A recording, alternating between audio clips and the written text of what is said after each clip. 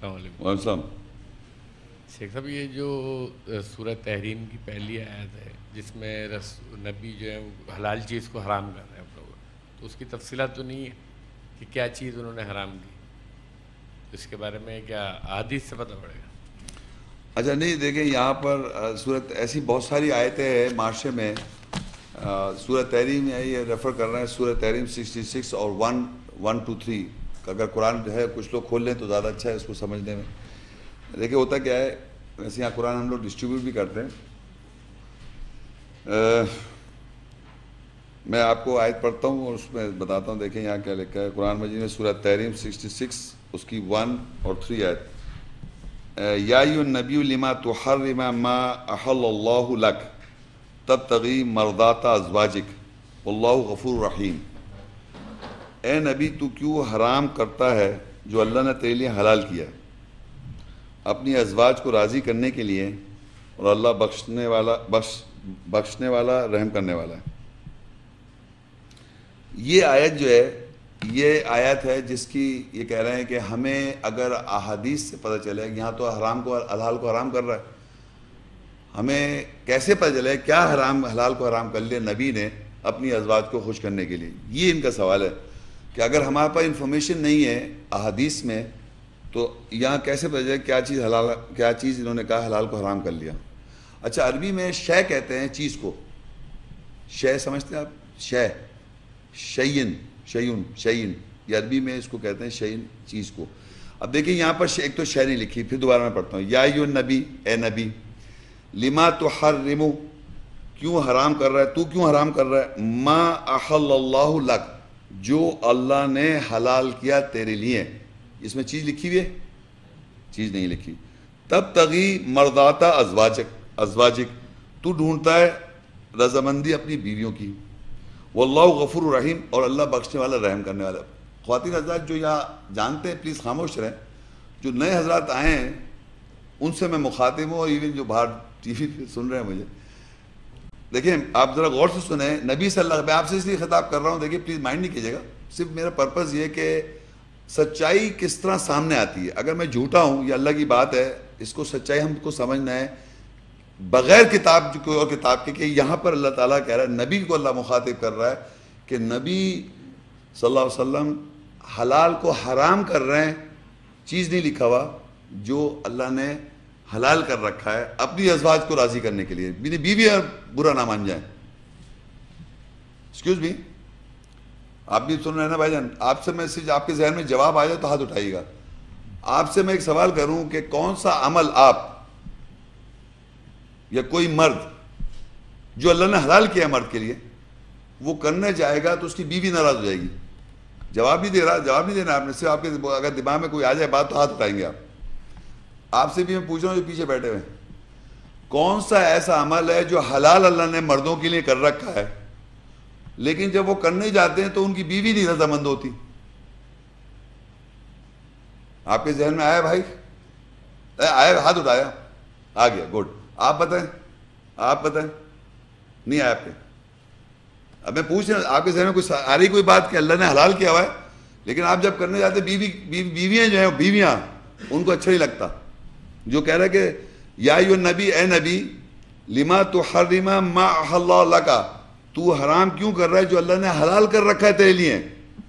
تبتغی مرضات ازواجک، تو اپنی بیویوں کی رضامندی ڈھونڈ رہا ہے کہ وہ راضی ہو جائے اس بات پر.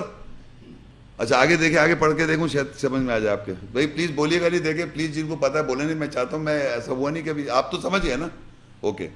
دیکھیے آگے میں پڑھتا ہوں آیت میں 3rd آیت پڑھ رہا ہوں. وَإِذْ أَسَرَّ النَّبِيُّ إِلَىٰ بَعْضِ أَزْوَاجِهِ حَدِيثًا فَلَمَّا نَبَّأَتْ بِهِ وَأَظْهَرَهُ اللَّهُ عَلَيْهِ عَرَّفَ بَعْضَهُ وَأَعْرَضَ عَنْ بَعْضٍ فَلَمَّا نَبَّأَهَا بِهِ قَالَتْ مَنْ أَنبَأَكَ هَٰذَا قَالَ نَبَّأَنِيَ الْعَلِيمُ الْخَبِيرُ. اور جب نبی نے اپنے کسی زوجہ سے ایک بات رازداری میں کی، پر جب اس نے اس خبر کو جو اس نے کی تھی اللہ نے اس کو وہ بات اس نبی پر ظاہر کر دی، تو اس نے اس کو پوچھا بتلا دیا تو اور کچھ حصہ چشم پوشتی کی.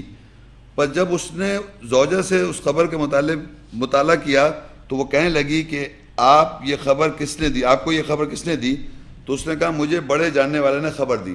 یعنی جو نبی تھے انہوں نے جو ان کو اللہ نے حلال کیا ہوا ہے کرنے کو، انہوں نے اپنی بیوی سے جا کے کہا کہ میں ایسا ارادہ کرنا چاہ رہا ہوں. سمجھ آئی بات کو آپ؟ وہ اپنی بیوی سے، ایک بیوی تھی، ان بیوی میں سے ایک بیوی سے کہا کہ اللہ نے حلال کیا، میں یہ کرنا چاہ رہا ہوں. پرائیویٹلی کہا ایک بیوی سے. انہوں نے جا کے دوسری بیوی کو بتا دیا کہ بھائی وہ تو یہ ارادہ کر رہا ہے کرنے کا. تو پھر اللہ نے نبی کو بتایا. نبی نے ان سے پوچھا کہ بھائی آپ کو کس سے، کہ بھائی تم نے آگے کیوں بتائی؟ تو وہ کہتے ہیں آپ کو کس سے پتا؟ کہ مجھے اللہ نے بتایا.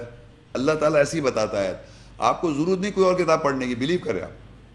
یہ بات اسی لمحے آپ کو اللہ نے بتا دی. اور یہ میں نے پوری زندگی، جتنی زندگی سے میں کر رہا ہوں کام، 20 سال ہو گیا، میں جب بھی کسی کے سامنے پیش تو آج تک کوئی ایسا آدمی نہیں جو نہیں بتا سکا، نہ عورت. ہر آدمی عورت کو یہ معلوم ہے کہ بیوی اس بات پہ رضامند نہیں ہوتی. جتنی عورتیں بیٹھیں ان سے پوچھ لیں آپ.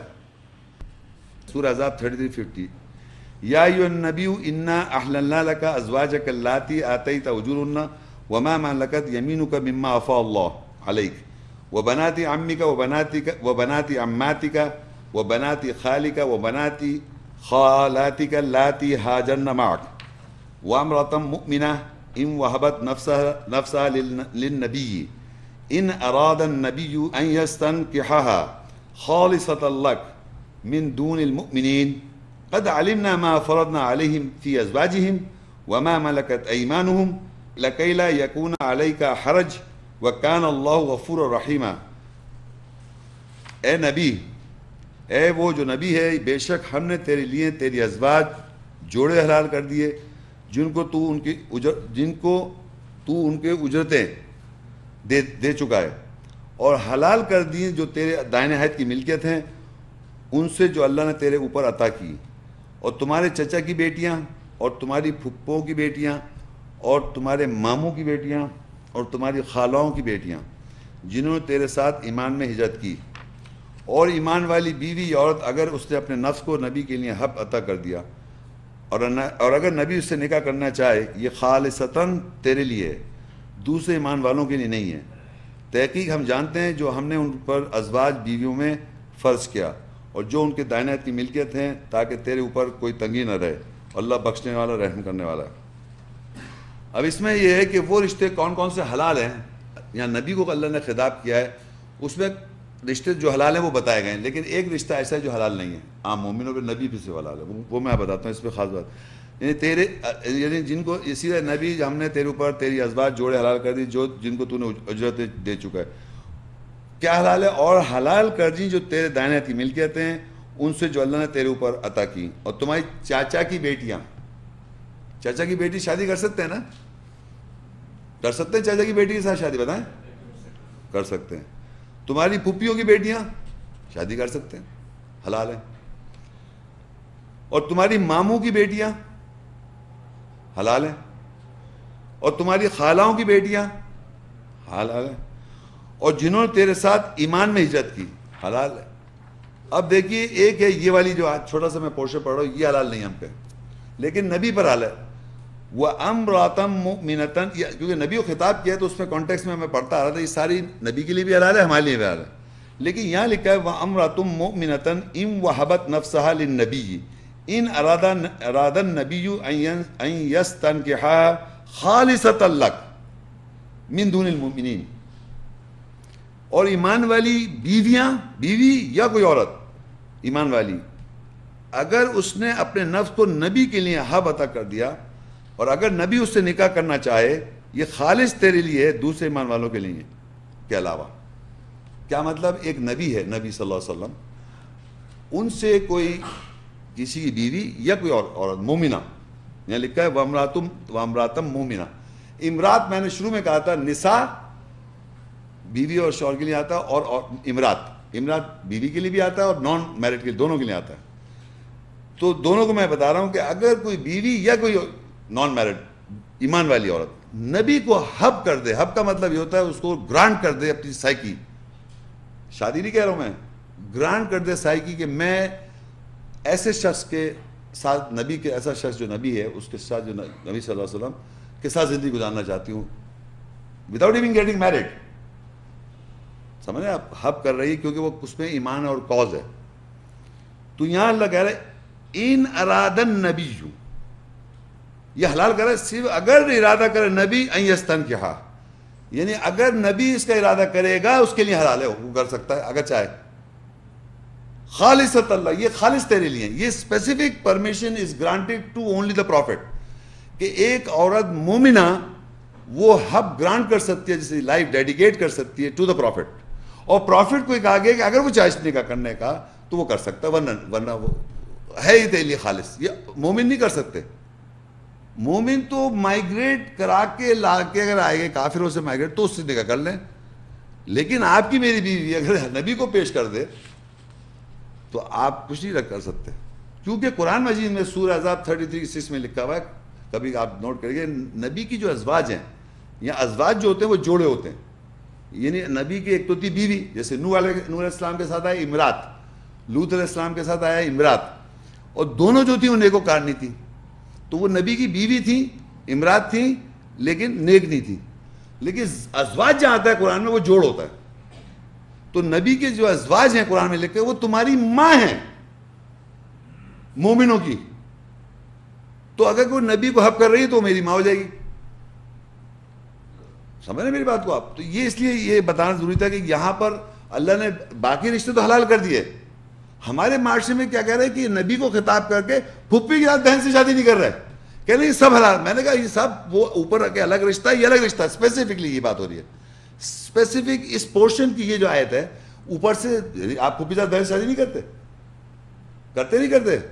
چچا ساتھ بہن سے. تو یہ قرآن میں کہا لے کہ آپ بتائیں یہ کہے تو یہ تو نبی کے لیے لکھا ہوا ہے. تو میں نے بھائی نبی کے لیے لکھا ہوا ہے، لیکن نیچے جا کے حرام کر رہا ہے وہ کہہ رہا ہے اس عورت کی بات ہوئی جو گرانٹ کر رہی ہے. یہ کہہ رہا ہے، اس کو کہہ رہا ہے ان اردنا نبی کیا خالصۃ لک من دون المؤمنین. یہ تیسری جو پورشن ہے یہ صرف نبی کے لیے الاؤڈ ہے، باقی مومنوں کے لیے. باقی اللہ کا قد علمنا ما فرضنا علیہم فی ازواجہم وما ملکت ایمانہم لکی لا یکون علیک حرج وکان اللہ غفور رحیما. تحقیق ہم جانتے ہیں جو ہم نے فرض کر رکھا ہے ان کی ازواج کے لیے، اور جو دائنی ہاتھ کی ملکیت انہوں نے بنائی وہ، تاکہ تیرے اوپر کوئی حرج نہ رہے. ان کے لیے الگ سسٹم ہے. صرف ایک چیز میں ڈیڈیکیٹ کر سکتی ہے نبی کو کوئی عورت، لائف اپنی سائیکی. نکاح کے لیے نہیں پیش کرے کہ میں تم سے نکاح کرنا چاہ رہی، یہ نہیں کہہ رہی بات. یہاں نکاح نہیں لکھا کہ وہ نکاح کرنا چاہ رہی ہے، وہ کہہ رہی میں اپنی لائف پوری آپ کے ساتھ ڈیڈیکیٹ کرتی ہوں، چاہے وہ شادی کرے یا نہ کرے. سورہ احزاب 33 کی 53 یا ایھا الذین آمنوا لا تدخلوا بیوت النبی الا ان یؤذن لکم الی طعام غیر ناظرین اناہ ولکن اذا دعیتم فادخلوا فاذا طعمتم فانتشروا ولا مستأنسین لحدیث. میں یہاں تک پڑھتا ہوں، اس کے بعد آگے بعد میں. اے وہ لوگوں جو ایمان لائے، تم نبی کے گھروں میں داخل نہ ہو سوائے جب تمہارے لیے کھانے کی طرف اجازت دی گئی ہو، علاوہ اس کے پکنے کا انتظار کرنے والے ہو، اور لیکن جب تمہیں پکارا جائے، بلایا جائے، پھر داخل ہو جاؤ. پس جب تم کھا لو پھر تم منتشر ہو جاؤ، اور کسی حدیث واقعے کے لیے انسیت مانوسیت نہ دکھاؤ.